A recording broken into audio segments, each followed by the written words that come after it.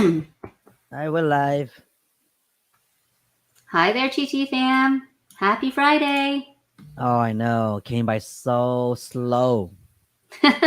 Really? My week was so slow. I don't know why. Maybe it's because um maybe it's because this week my daughter, she has Hmong dance, so she Oh, went yeah. so she left yesterday and then it feels kind of different without her home. So the week's been long. Aw. Yeah, the week's been pretty Aw. long, Aw, but you just missed her so much. maybe that's what it is. I know my wife was like saying that yesterday. I already miss Oh. Cherish. It feels different Oh. without her whining, complaining, and moaning. How old is she now? Man, she is 15. Oh, okay, so that's normal. Yeah, I call yeah. it the So right, teenage hope years. let's hope let's hope it turns out better. I It hope will. so. It will. I hope so. I hope so. But yep, just a little bit of a rundown for today. Me and Lisa, we're gonna go over a market update, go over all those pretty charts y'all love to see, and then we're gonna talk about rates. Feds did raise rates.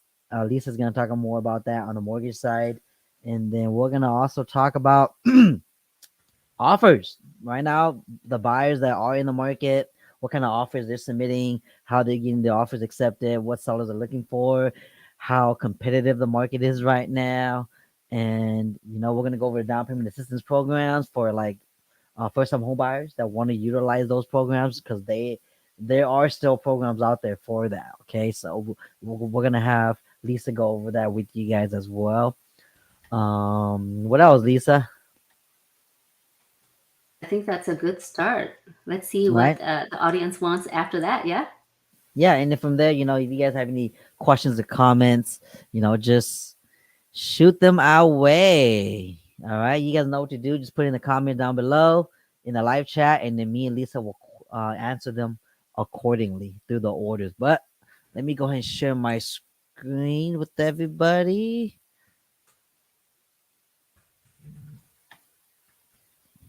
You see that, Lisa? Mm-hmm. Okay, cool. Mm-hmm. All right, man. We are in the week of the 23rd. 23rd of June, second last week of June. So here is the charts. Inventory slowly going up, slowly. Okay. I like how that looks sometimes. So right here, homes for sale went up 5% from last week. New listings are down 2%. Sold homes went down 30% from last week. Pending homes are up 4.2%. Okay. Now, again, I just kind of want to go over some disclosures with you guys about this data right now. It's only in Sacramento County, and it is only based off of these criteria right here. Okay, so I'm not putting any specific square footage, bedroom counts, bath counts, anything like that. It's only strictly single family homes, so condos, townhomes, things like that would not show up. Only single family homes. But the reason I don't want to overcomplicate everything is because we'll be here all day.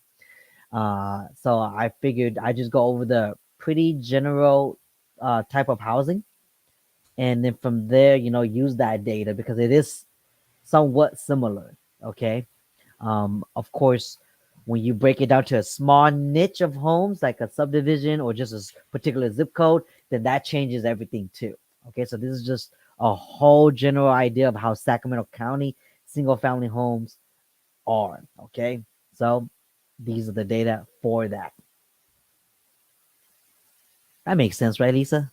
Mm-hmm.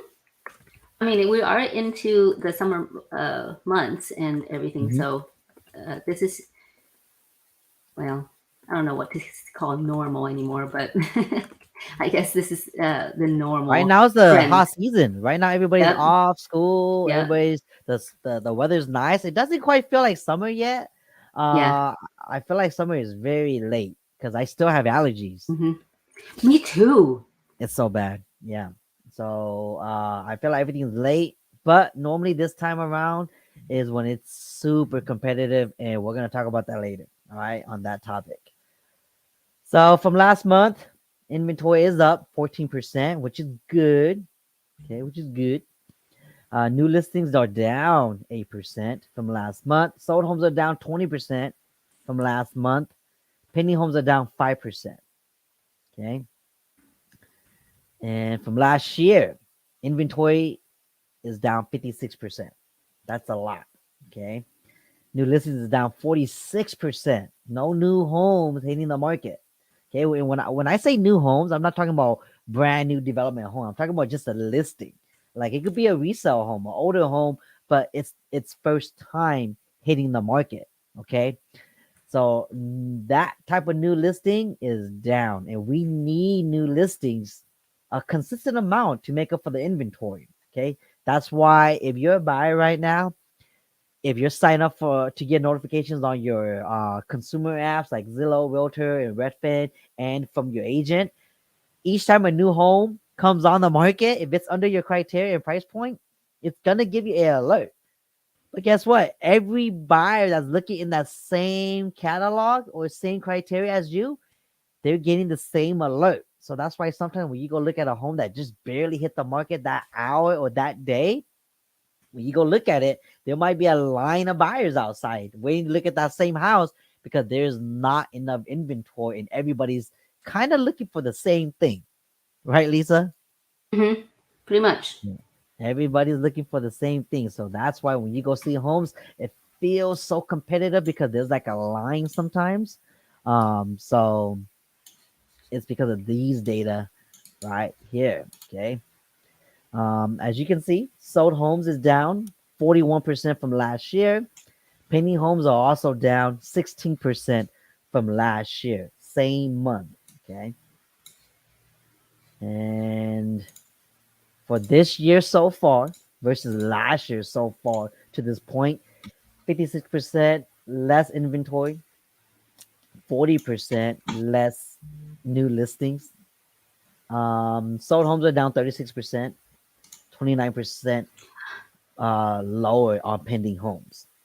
Chia, Questions, can you Lisa? elaborate? Yeah, elaborate on that a little bit. Why is pending sales down 36%? That's pretty interesting. You meant sold homes or pending? Oh, sold homes. Sorry, sold homes. Why are sold homes down? Sold homes are down because again, there's not a lot of inventory, Hmm. and there's that there's just not that much buyers right now too, like what you've seen. Okay, so if you guys look at the data from last year, okay, there's more inventory last year. There's more Hmm. sold homes. Last year was a lot more competitive because rates was a lot more sexier. So with the rates going up, a lot of buyers are kind of on the bench right now, waiting to see if the affordability is going to go up, whether that's lower interest rates or lower price points, or they have more money for a down payment or for buy downs. Okay, so when inventory is low, you're gonna see this because sold homes is kind of tied into inventory. If there's Hmm. not a lot of inventory, there's not gonna be a lot of sold homes, and buyers cancel. Okay, and that's why pendings, even though it's pending, it's kind of good to gauge that because if it's pending, not 100% of pending homes actually sell. So that's why this number and this number is pretty close together. You see that? From last month, 743, 710. From last year, 845, 973. Okay. And depending on how long the home goes pending, it might not be 30 days. It might be 2 months. It might be 3 months. It might be 6 months if the seller needs a long escrow in order to find a new home to move into. So there's a lot of reasons why a home will be pending for such a long time. And when it's pending, it's not considered sold. I So mean, did that that answer your that question? completely makes sense. Yeah, that completely makes sense. Thank you so much for sharing with us in the audience as well. Chia, the reason why I asked that too is just because a lot of times as lenders, especially for me, I think it's yeah, I try to do it as fast as I possibly can, but I'm getting a lot of pushback. Well, I wouldn't say pushback, but I was like, no, we don't have to close on time. I'm sorry, we don't have to close early. Just close it on time. And sometimes they're stretching out that escrow, exactly what you said, because they're still trying to solidify the next home. And buyers, when you're in Hmm. contract, it's pending now on that home, right? Meaning the seller cannot offer it or get in contract with a different buyer. They're in contract with you. It's binding, okay? As long as you already wire your deposit to title, then you're binding. When you do your due diligence, meaning your inspections or appraisals, if something comes up that you don't like and it's not agreeable between both parties, that's going to delay the whole escrow. So Hmm. that is one of the reasons why pending homes stay pending for a longer period of time, is because there's going to be delays. Even if you buy a brand new development home, there's delays.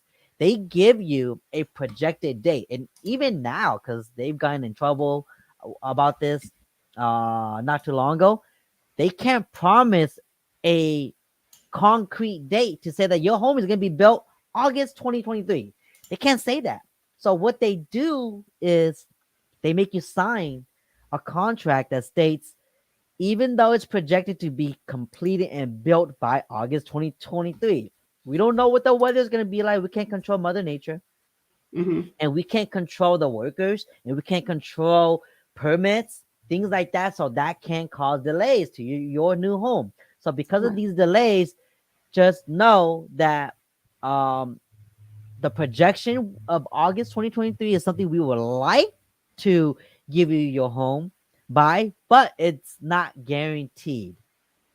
They make you sign that now, so that way you can't go back and be like, you promised me August 2023, but it is March of 2024. You can't Yeah. go back and like sue them or things like that. Now they make you sign that now. You have to agree to it before they accept your offer. And this is the reason why when you buy new build homes, their contract is about 150 to 400 pages. I've seen it all the way up to almost 400 pages. Whereas A a lot of regular, times yeah, it's well, and it's fine print too. it is. And a lot of those are disclosures because they're not like a legal entity to where they can give you legal advice. So they state that on there. They disclose that. They don't tell you how to put your home in title, because they're not going to give you advice on that. If you're not married with your significant other, you guys are putting an offer on a home together, they're not going to give you marital advice or anything like that. So they're going to state all of that on there. So that's just a bunch of disclosures. So yeah, have fun, reading it at night to go to sleep. But that's basically what those contracts are made up of. Okay. All right. Next, average price per square foot. Oops, pretty steady from last week. Huh? Not that much change. 0.6%. Last month, average price per square foot went up from last month, 2.4%. Okay. So I've been getting people asking me about price per square foot. They see this and they go, okay, my home is worth, I could price my house based off of 341. No, this is average. Okay. As a matter of fact, when your home has bigger square foot, if you're looking at comparables, you can't compare a home that's smaller in square foot to your home that's bigger in square foot. The average price per square foot for a bigger home versus a smaller home is actually less. You know that, right, Lisa? You know Yep, that. yep, So don't take this average price per square foot or price per square foot according to your home for granted. Like, take it with a big grain of salt. Do homework. Have a professional opinion about it to give you a better idea to understand that. Don't go based off of this, okay? right. Um, because it's not gonna be accurate. I'm guaranteeing you, if you compare a smaller home in your neighborhood and you use their price per square foot on yours is gonna be way higher. And Yeah. most of the time, that's how people do it, and it's not the correct way of doing it. Okay.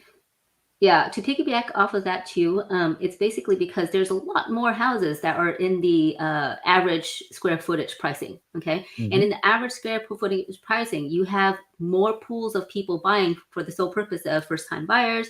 You have investors because they all rent out better than a large home. Usually, when people have these large homes, it's because that's their dream home, that's their forever home, and things like that. So there's going to be much more less of that, and because of that, it's going to skew that data for you guys. Yep. Correct. Correct. And other homes are not going to be exactly like yours. Even if the layout is identical, they might have upgrades, or you might have upgrades, and it's not taking that into consideration. All right. Yeah. So always have a professional opinion on the value of your home. Don't go based off of Zillow. Okay.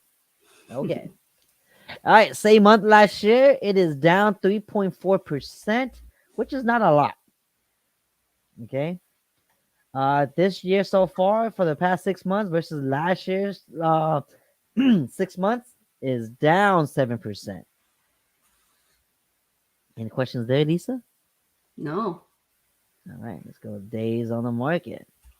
It went up a little bit. Okay, average days on the market from last week went up by 1 day. Okay, which is 19 days. That means that that's how long it's gonna take for a average home, if they price it correctly, market it correctly, how long it takes for it to go pending to where it's no longer on the market as active. Okay. Right. And 100% of sellers are still getting what they're asking for. Okay. This is Right. what I'm talking about. If more sellers are pricing their homes inaccurately, this number will be down. But So it for seems like comparison, Chia, on a normal market, okay, how long does it typically take for a house to sell? on a normal market, it's going to be Hmm. three, it's going to be like 3 months worth. So I wanted you to share that because it's like 19 days, even though some people are like 19 days, I'm already stressed out because we've been in the market for so long. That's like, okay, 2, 3 days. By the time you put it on the market on a Wednesday, by the time the first open house rolls around, that's it, that's gone and everything like that. So even with 19 days, okay, I was like 2.5 weeks, Mhm. is still really, really low. Here's another thing to think about too, buyers. Yes, on average, a home goes pending in 19 days, but the moment it came on the market, it probably received offers already that same day. Yeah. Okay. That's what we're seeing right now. I'm going to talk more about that later, but remember that. So, sellers, they're holding on to all of those offers and then reviewing them maybe after the first open house, or reviewing them a week later that it's been on the market, to see who's serious and who's a window shopper and who's not. And then from Yeah. there, they vet all the offers and they could only accept one and they reject the rest. And maybe depending on how long it took for them to review the offers and choosing the offers, it might have took them on average 19 days last week. Okay. So that's how all of this works. All right. Comparing from last month, it's down 33% on average. It's 18 days. So which is, as you can see, the season is here, so more homes are going quick now. Okay. And the data don't lie, y'all. All right. Hmm. And again, 100% of sellers are still getting what they're asking for when they put their homes on the market. From last year, it's up a little bit, 4 days longer than last year, but that's not too far off. This is how you know it is still super competitive. If you remember last year's competition, it's pretty similar now, just with less inventory and less buyers, but it's still very competitive. 100% of the sellers are still getting what they're asking for. Now, the same month compared to last year, same 6 months. it is up 30, it is up 137%, which is 38 days on average. Okay, that's like a whole month, which is not too bad, but that's still considered a seller's market. Okay, remember what me and Lisa said Hmm. earlier. It needs to be at least a minimum of 3 months, which is 90 days, for it to be a normal market. Okay, right now we are not in a normal market yet. It's still a seller's market. And 98% of sellers are getting what they're asking for. There you go. Questions, Lisa? No, I mean, like you said, the data doesn't lie. They do not lie. That's why I love going over all this with all you guys. Let's look at this. Look at that chart. What does that chart look like to you? An ugly frown? That's so nuts. I mean, we're in the summer months, yes, even though it doesn't feel like it and everything like that, but it's just it's crazy how limited our inventory uh, Yeah. is, and we're going on. I mean, I think the real estate market started turning back in around 2011, 2012 ish. So everybody's just like, well, this is the normal cycle. Historically, it's supposed to be 15 years, right? So what's Yep. going on here? But I mean, this is just basic economics 101, right? Supply and demand. Supply and demand. We still have way more demand than we do have supply. Yep. That is exactly it. And as you can see from last week, active average price is was a lot higher by 1%. Sold price actually is lower from last week, 5%. Last month, it's a little bit higher, just a little bit though, 0.6%. Sold price, 2.5% higher than last month. So again, I say this a lot, I reference this a lot, but appraisers care more about sold price. Okay, they don't care about active. Active means even though they went into contract or they came into the market at that price, doesn't mean it's gonna sell for that price. All right. Right, So they care more about average sold price. And it is up from last month. right, Now look at this from last year. Active price is up from last year, right? 20%. But sold price is down 0.8. That's not a lot. So here's what I want you guys to understand. Last year, everybody that was looking to buy a home was saying prices are so high. This year, prices should be lower. And if they see a home in that market that they want to buy, because they've been in the market for a long time, for the past couple of years, and a buyer would see a home similar and be like, why is our price still so high? It should be lower, right? Well, because of supply and demand, it's causing the prices to not go as low as you would hope. So it all depends on the competition, right? I was explaining this to a buyer yesterday. This is how a home gets comped. A house comes on the market for, let's just say, 600K, and there's 20 offers. The seller decided to accept a all cash offer at, let's say, 650.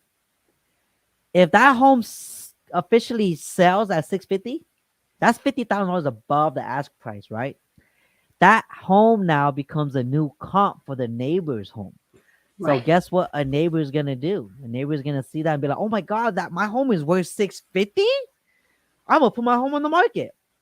And they put their home on the market the next week for 650, and then they get another 20 offers. Seller accepts an offer at 700K. It becomes a new comp for the same layout. The next door neighbor now goes, "Oh my gosh, I want to sell my house too. I got the same layout. I'll sell it for 700K as well." This is how prices go up because of competition, okay? And now that appraiser is going to have to take that home into consideration. Right, Lisa? Is that how it works? yep. That's basically how it works. It's kind of like sometimes I know when you're in the middle of buying a home and you're thinking, well, I don't want to buy a house that doesn't appraise, because automatically you assume that it's not worth as much. And again, if you're one of the first people to buy in this area because this area is so great, nobody sold. So you kind of the first to come in. So you're gonna have to ask yourself, hey, is it worth it for me to be the first person into here? And if it's if you look at your numbers, again, we're talking talk about data, just data, okay? If you look at your finances and everything like that, and it makes financial sense, you're not looking at real estate as a hey, a one-stop. I'm going to keep it for a couple months. No, it's supposed to be a long-term investment for you. So if you're going to be the first, okay, great. However, guess what? Once the other neighbors started picking up and selling their houses and everything like that, if you it does also help you that if you need to refinance out, now your house has just appreciated so much.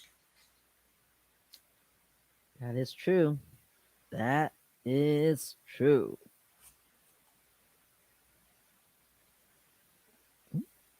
There you go. All right. So hopefully you guys understand a little bit about that. So again, comparing to last year, it's not that far off. Average price right Yeah. now is 606K. Last year, same time, 611. That's not that far off. Okay. Wow. Isn't that crazy? Is that mind boggling? That is crazy. That is crazy. I want to see why that is the case, though, because consistently, Tia, we've been seeing prices increase, especially on the escrows that we're putting in for our clients too. So I want to see what's the bell curve because this is the median, right? It's not Mm-hmm. technically just the average, but what they do is they just combine everything. But really, what they need to do is to take the median and see, okay, take out the outliers, okay, take out the outliers and see what the true average is. Yeah, because again, okay, we're comparing a pretty big general criteria here, right? There is no limits to the bed count, bath, year built, because all of that takes into consideration now too, right? Right, So again, this is just to give you guys an idea, okay, the viewers. I'm not gonna go in depth on every particular single family layout because that's gonna take a long time, and you guys are gonna be right. super bored, or So not. I You mean, guys might. this is all like uh condos, single, anything No, from it's not that even realm. condos. It's not condos, just regular No, single this is family just regular residence. single family homes. If it's a Right. condo or townhome or anything like that, it is not included in this data. Interesting. So basically, it will include one bedroom, one bathroom houses, all the way up to 8 bedroom houses. Correct. Yep. 20 So bedrooms if there is. Yep. So yeah. Okay. But it's a good idea. It's a good general idea of how to gauge the market. That's what you want because nobody has a future crystal ball to tell them everything that's going to happen on their offer. But you have to go back to data and let that help inform you or educate you on how to make a better decision. That's what it should be used for. That's why we showed you guys. Now, for the last 6 months versus last year's 6 months, active is up 20%. Average sold price is down 6%. Okay. So there you go. All right, let's go to months worth of inventory, which shouldn't change that much from last week.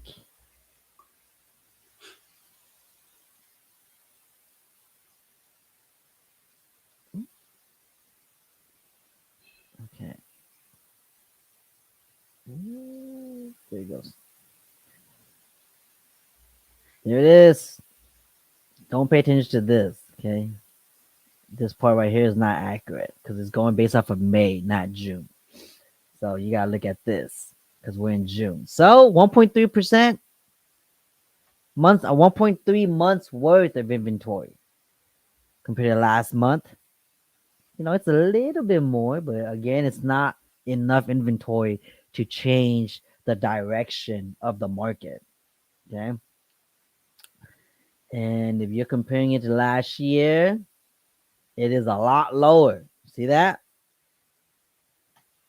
1.3 this year versus 1.8 last year. So it is lower. The whole past 6 months is actually lower than the whole 6 months of last year by 31%. Okay, again, me and Lisa is going to talk about this until you guys remember it. Until this number, 1.3 months, gets to like 6 months, 6.0, that's when it's a buyer's market. When it's at 3.0, 3 months worth to to 4 months worth, that's a normal market. Okay, right now we are not in a normal market. Any questions, Lisa? No, no. You good? Yep. Then that is the market update for you guys. Lisa's gonna share a little bit about her side. How are interest rates right now? Feds. So the interest rate did go down a little bit in the beginning of the week, but it went back up again. Okay, so I'm going to go ahead and share my screen. This is the Mortgage News Daily. You guys can absolutely check it out as well. Let me go ahead and share. Okay.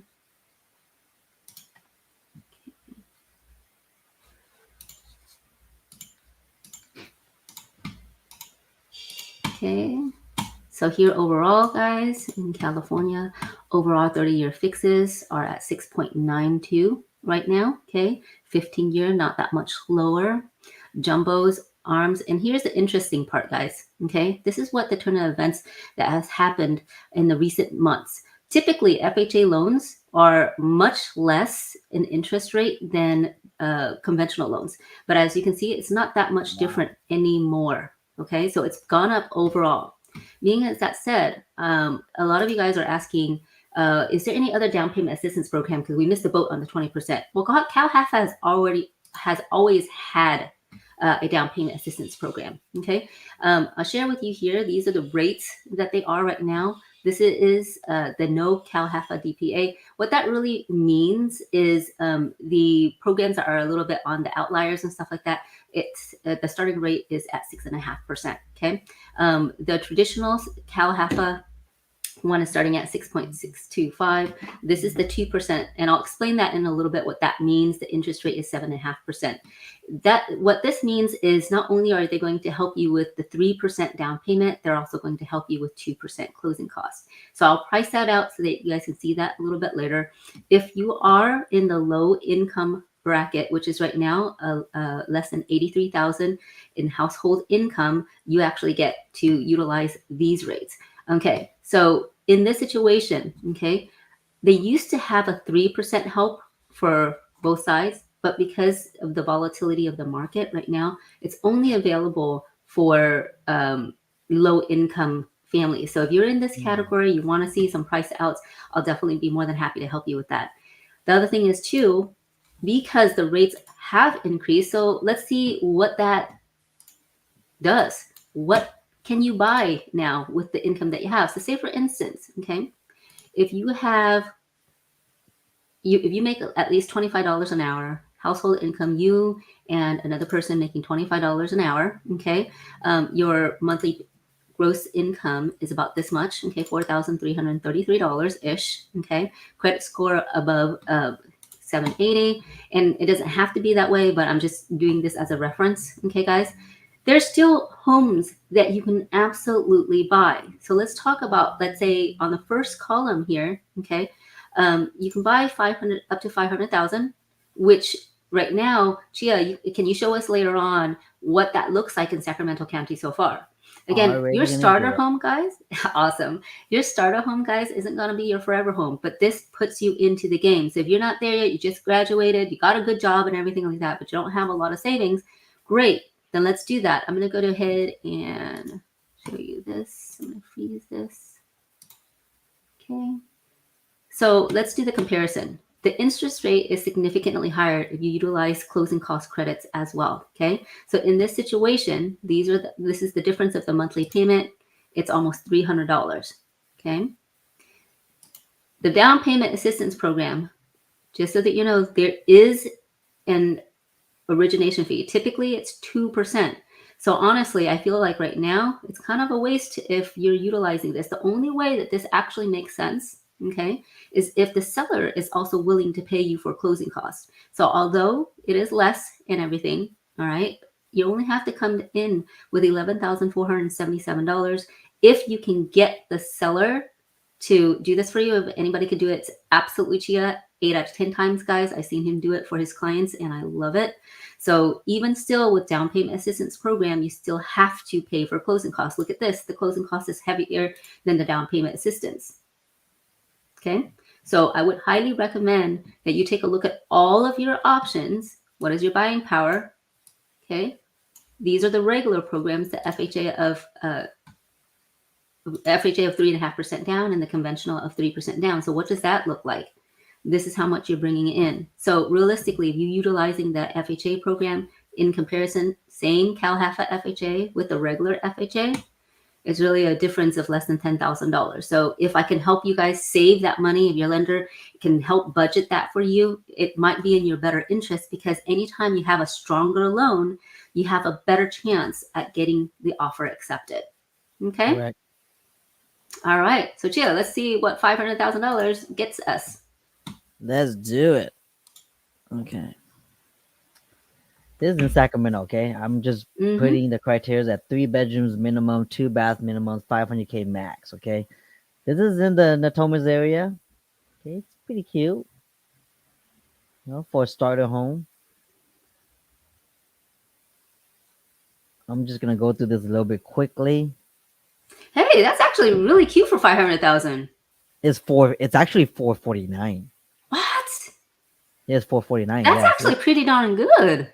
So 450. It just came on the market today. Okay, so Wow. a lot of people's gonna go look at it. This one's Uh a huh. 5 bedroom, 4 bath, 500K, 2,000 square foot. Just came on the market today. Wow. Okay, there's some yard work that needs, but everything else in there looks pretty darn solid. 5 bedroom? It Five still bed. exists. It still exists, guys. 450, but It, I'm thinking it might go up to 500. the first one was 450. This one's 500K. Oh, got it. So here's what I tell, because we're on the topic. This one just hit Yeah. the market, right? Here's what's going on with a lot of buyers right now, okay? They are having to bid again, overbid, especially if it's a new home that just came on the market like this one and this one. If it's gonna go pending under 2 weeks and you plan on bidding on these homes, be sure to bring your A game if you want your offer entertained.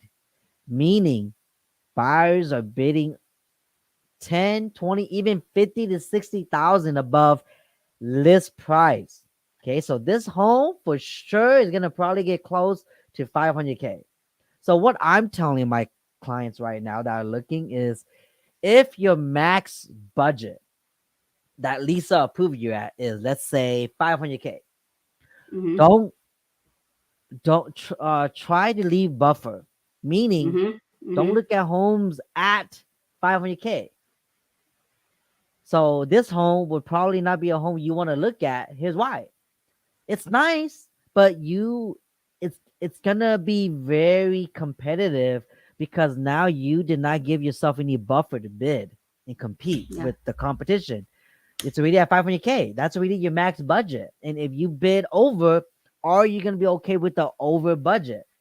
Are you gonna be okay with that? You prepared for that payment?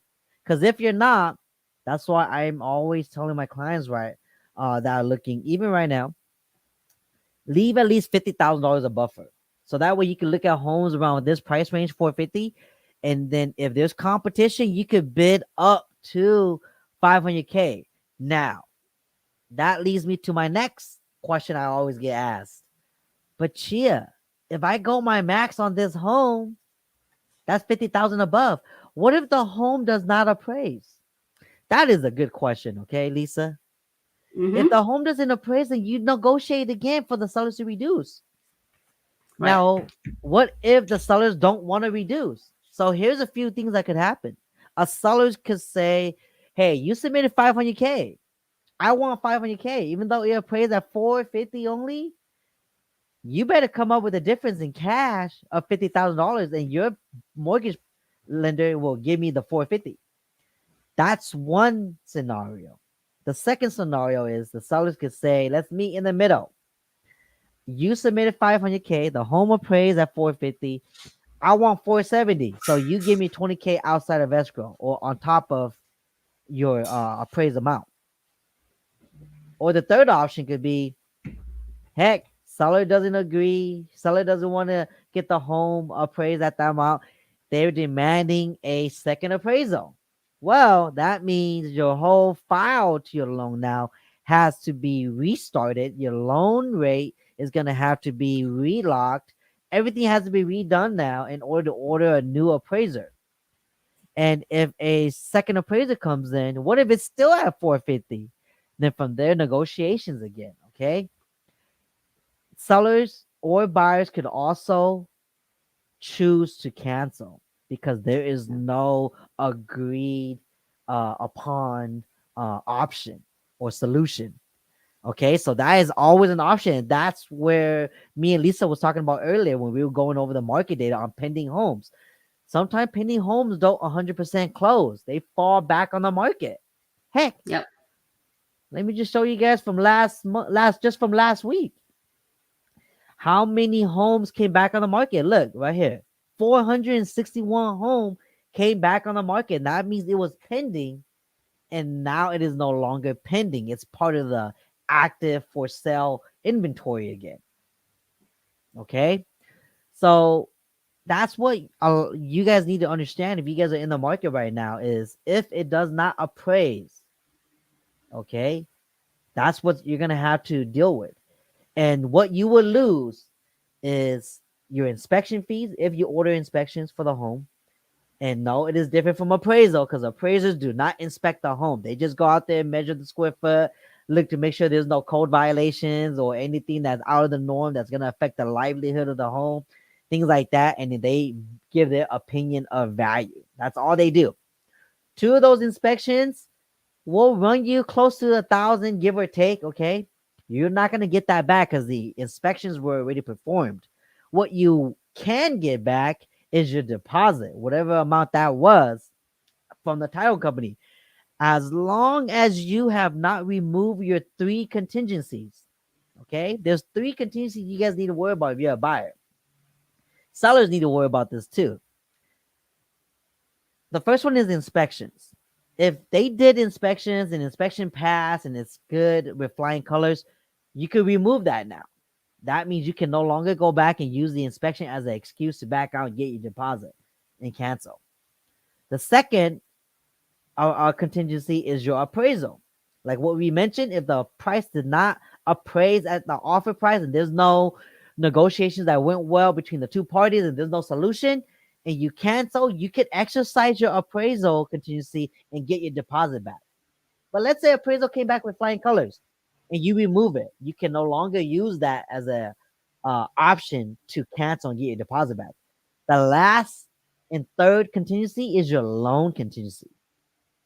If for whatever reason you don't get the loan because your credit change, the lender or loan officer that you're working with happens to not be Lisa and did not see that you have some student loans that was also attached to your debt. Now that gets factored in. You're no longer qualified to buy a home at 500K. You can utilize that loan contingency and cancel, get your deposit back. So those are the three contingencies that will protect your deposit in case there is a cancellation that occurs. Okay. Right. And you will not be removing these contingencies without talking to your agent. Okay. Three separate conversations. Okay. Because there's three contingencies that you will have with your agent. You have to sign a contingency removal form with your agent before it gets removed. Okay. So I normally always have a really good conversation with my clients. If I don't feel good about advising my clients to remove that contingency, I will advise them. And from there, if they decide they don't want to remove it or they do want to remove it, it is their decision. Any questions, Lisa? No, I mean, I think you hit the nail on the board and everything on that. And for me, I've seen it. The contingencies are basically change that word to say protection, your protection, right? And I've seen it before. I know the market's just so crazy right now where I'm getting deals where it's like everything is already removed. So yeah, of course, I check the balance and it's and everything like that. So let me share with you guys the story. This didn't happen to me. It happened to a colleague of mine. And they did remove all contingencies as normal. They didn't come in that way, but they removed the contingency and everything like that. And just so that you know, right before you fund your loan, okay, typically it's 10 days before, okay, they'll call into the quality control department, will call into your employer and say, hey, we just want to make sure they're still employed. If you decide to quit at that time, or if your company has had a layoff, for my colleague, it was because he didn't even know that he was going to get laid off until he was doing this loan process. And the Mm. company says, one of the questions that they ask is like, hey, what's the likelihood of this employee continuing work at your place?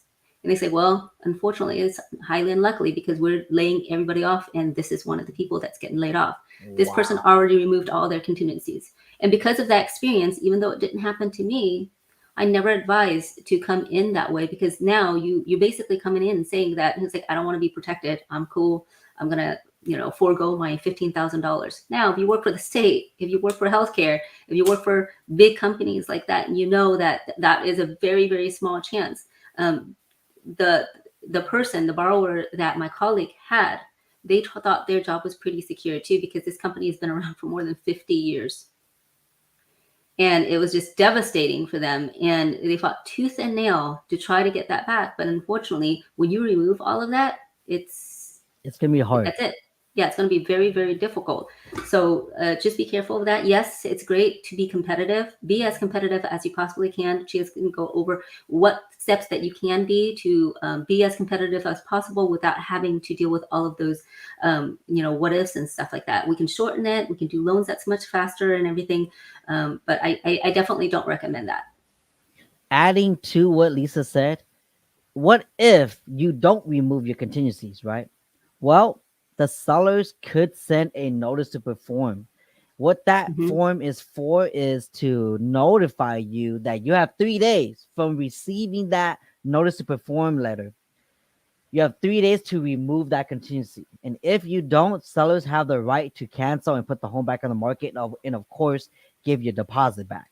Okay, so that will be something that the sellers can send you if you're holding your contingency rights, because there's a timeline. Okay, Yeah, general timeline for each contingency is 17 days for appraisal and inspection contingencies. For the loan, it's normally 21 days unless you or your agent modify it to make your offer stand out. Okay, yeah, and right now a lot of buyers are modifying their terms, meaning they're shortening up their escrow periods because the lender feels comfortable it'll close within 21 days instead of the normal 30 or 45 days. And they're comfortable with ordering inspections under 7 days, ordering appraisals under 7 days, and removing or getting conditional approval for the loan under 12 days. Okay, so that's what a lot of buyers are doing for their offers right now. Some buyers are so aggressive, they're even going in with an offer with no contingencies. yep, So right off the gate, their offer is already non-refundable. yep, Okay, so that's the competition right now. Many people are doing that. I mean, cash buyers are still in the market. yeah, Cash buyers don't need loan contingencies or appraisal yep, contingencies because they're not getting a mortgage. The lender is not requiring a appraisal to go out yeah, there to make sure that the value is there because it's all cash. yep, yep, So the only contingency they have is the inspection, and if they remove that too, imagine a seller receiving 20 offers on a home, right? Like let's just say it's this home right here, okay?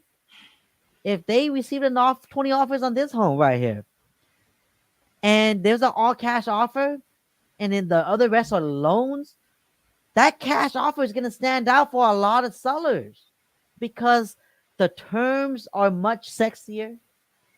There's more risk for the buyer, less risk for the seller. Because if the buyer cancels, the seller just made an extra side money from taking over the deposit. And they yep. can always put their home back on the market for the next pool of buyer that's still interested in their home. Correct. I mean, think about it, guys. let's just say, for instance, there is a seller. They're not in a rush to move or anything like that. It's like, cool, I Mhm. haven't even found my next house yet. I'm okay. So they're not desperate to have to work with you, is what I'm saying. They can just take that deposit, as like we just made an easy 5, 10, $15,000 sometimes. Mhm. Okay. And they take that money, they sit pretty, and they wait for the next buyer to come in, because the chances of another buyer coming in is very high. That is correct because inventory is low, but demand is still there, and buyers still need a home. Yep. See, right now, buyers are racing against one another in a marathon. Each time they Yeah. go past a lap, interest rates are higher. Yep. And each time, each day goes like that lap represents each day that they did not find a home. Every day, interest rates are going up, right? Or going down. It's fluctuating, okay? Yeah. It's Every day, interest fluctuating. rate fluctuates. It's been in the high six for at least 2 months now. Hmm. So every day that a buyer does not find a home that they get in contract with and lock their rate is another potential for the rate to hike up. And Yeah. now their payments went up, but their price range stays the same. Their budget stayed the same. But because of that rate, their mortgage is getting more and more expensive. So Yeah. that's what every buyer right now is competing against. Not just inventory, not just other buyers, but rates. Right. Right. And each month, as you guys saw from the data, each month that they don't find a home, price is going up. Price is going up, 3%. So, like, that's what a lot of buyers right now are competing against, unfortunately. So, I mean, we're telling you this not to scare you guys. We just want you Yeah. guys to be well prepared. Yep.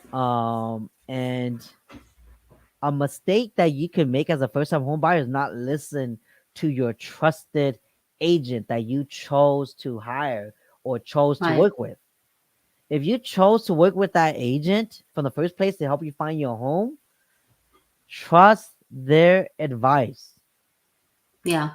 I mean, Okay? when you interview them, definitely ask them, it's like, hey, how do you normally put in an offer? And Chi and his team has always been very consistent, very clean. Everything is submitted, everything is laid out so easily for the listing agent to understand what that offer is. And I tag team with his team as well. And I call into the listing agent. And right now, 9 out of 10 times, the listing agents are just so inundated, they don't They even don't pick pick up the up. phone. I'm gonna tell you, we don't leave voice messages or text anymore. I leave a video message so they'll remember me, and most of the time I get a pretty darn good response. So as long as you tag team with people who are, incentivized always to have your best interest at heart, we be creative, we stand out for you. Yep. And yeah, um another thing, okay? Here's what I do for all of my clients before we submit an offer, okay? I like to do my own opinion of value, like an appraiser would do. Okay, so let's say it's this home. Okay, it's on the market, just came on today. It's a 4 bedroom, 2 bath, 1,200 square foot in South Sacramento. Oh, actually, it's in the Rosemont area, so it's a nice area for 475. Okay, I would comp it. If I show this home to a client and my client said, I love to put it an offer, Chia, what do you think the home is worth and what's a good offer so that way we get entertained? I would look at the comps. And first home I see, it's a 4 bedroom, 2 bath, 15 square foot. So it's a little bit bigger. Let me just go back and revise. Okay. Here's what I do. Here's exactly everything I do for all of my clients. Okay. Changes to 3. Maybe I'll change I'll just change the criteria a little bit. I care more about the square foot. Okay. So more homes came up. And then see, I'll look. Before it was only one. Now there's like 5. Okay, so I'll look at all of this and I'll go to the one that's as close to the square foot as this one, which is 1292. Okay, so 1294. This one might be good, but this is active. Remember what I said about actives. Appraisers don't care about active, but that's the list. That's the seller's competition. So let's see why they priced it at 524 and this home priced at 475. So let's see how it looks. Okay, so this is the home. Oh, it looks nice. Oh, it's new. It's nice. Remodeled. Mhm. Mhm. Oh, it's pretty nice. Mhm. Staged. Did you guys stage Staging. that one? No, we did not. Staging helps a home stand out so much. Yeah. If you're a seller right now and you don't stage your home and you don't want top dollars, it helps a lot. It helps bring Oh in yeah. more offers. Right, because most people are very, very visual. So a Yes. little goes such a long way. So this home is okay. This home is nice. Okay, right? This home is Mhm. pretty nice. So Mhm. It's very nice. let's compare it to the subject home. Okay, the one for 475. Okay. Okay. So basically, what you're saying in these price points, guys, yeah, yeah, average household income, it is still doable to buy right now. It is Even still with the doable. higher, Yes. yeah, even with the higher interest rate, guys. That's the hope that we hope that we can portray to you guys today, that it's still very doable for those of you who make more than that. Absolutely, it's going to work in your best interest. Keep in mind though, guys, when I price that out, y'all, I did price it out for somebody that doesn't have any debt at all. So if you guys need assistance or budgeting or anything like that, we did do a video on that. But if we need to do a refresher, more than happy to do that again. So looking at this home, it has a pool. Mm-hmm. It's a Pretty little darn bit. nice. Yeah, it's nice. The yard is nice. It's Mm-hmm. a pretty spacious yard. It looks very nice. The home Mm-hmm. is a little dated. Okay, this is a little dated compared to the one that we were just looking at. So I could see why that home priced it the way it is. Okay, Yeah. it's this is a lot more remodeled, and again, it's staged. Okay, Yeah. this home right here is Personally, staged, I and think there's no that, pool. yeah, for me, I mean, the yard is great. Yeah, it Actually, is. never mind. I'll take that back. The This yard one, is I nice. really like the nice yard. I was gonna See, say, so hey, if it wasn't about the yard thingy, I prefer the land over the remodeled house because you can always meet remodel the house. You cannot ever add more land. well, these two homes looks pretty similar. As a matter of fact, if you go Yeah. to the square foot for the lot, the subject is a quarter acre. This one is almost a quarter acre, so it's a little bit smaller, but it's still zero point 0.2 acres of a lot. That's pretty big. See, so Okay, here's the thing. This is the reason why Bay Areas are buying this up like hotcakes, guys. It's right half a now they ain't million got no dollars yard. Right. I mean, if I can compare that same similar neighborhood in the Bay Area, okay, where is this at? 895-823. Sorry, it's a little bit small. Nine five 826 eight two Rosemont. six. Okay. Okay. So if I compare it to one a similar neighborhood that I can think of, probably about North Bay in uh, Santa Clara County, North Bay, San Jose-ish area, then it's going to be roughly about 1.2, 1.3. Yep, for the same size, same condition. Mm-hmm. Mm-hmm.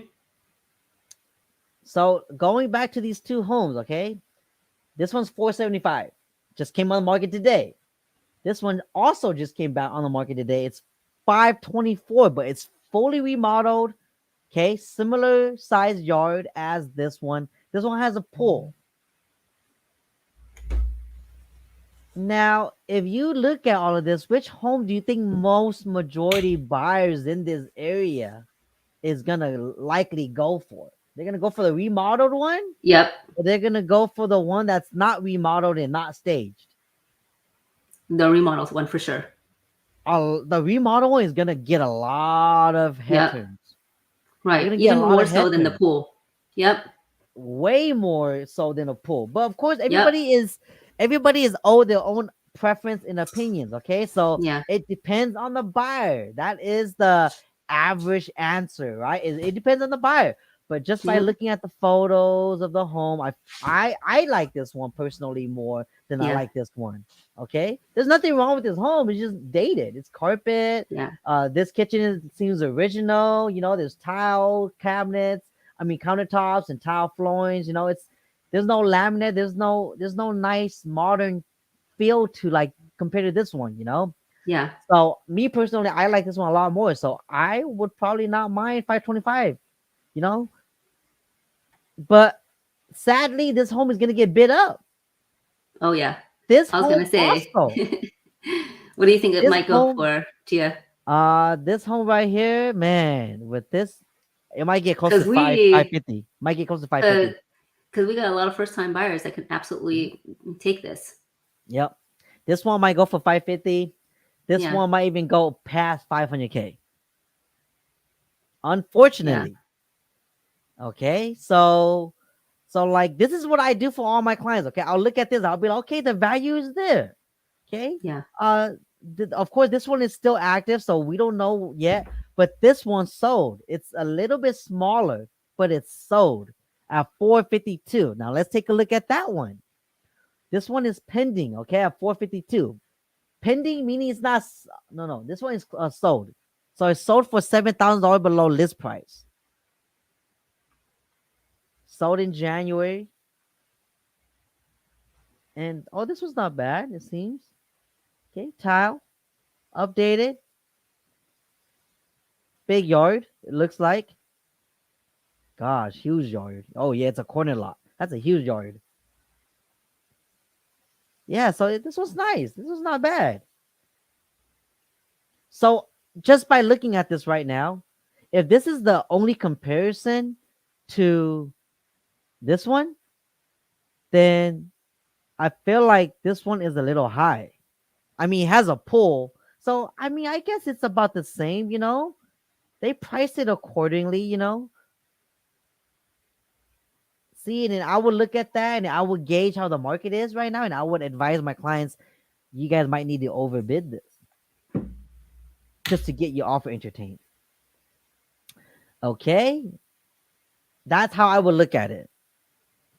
And we are past an hour. Okay. And I want to respect Lisa's time. And I want to and the respect everybody's audience. time in the Yeah, audiences. Okay. Hopefully you guys learned something today. Okay. I know we went over a lot, but again, these videos are archived in my channel. You can always go back and rewatch it on the topics that we talk about, so that way you can understand more about it. The more repetitive you hear it, the more you're gonna understand and remember it. Okay. So go back, watch it, share it with your friends and family that's looking to buy, want to understand the market a little bit more about right now in June. This is all current data as of today. Okay, so do that. And while you're down there, you know, leave a comment, like the video. I would gladly appreciate that. But until then, we will see you guys next time. All yeah. right. Have a great weekend, everybody. Yeah, have a great weekend. Be safe. Be cool. I know it's not summer triple digits yet, but yeah, have fun. Be safe out there. All right, take care, And everyone. we will catch you guys next time. Peace out.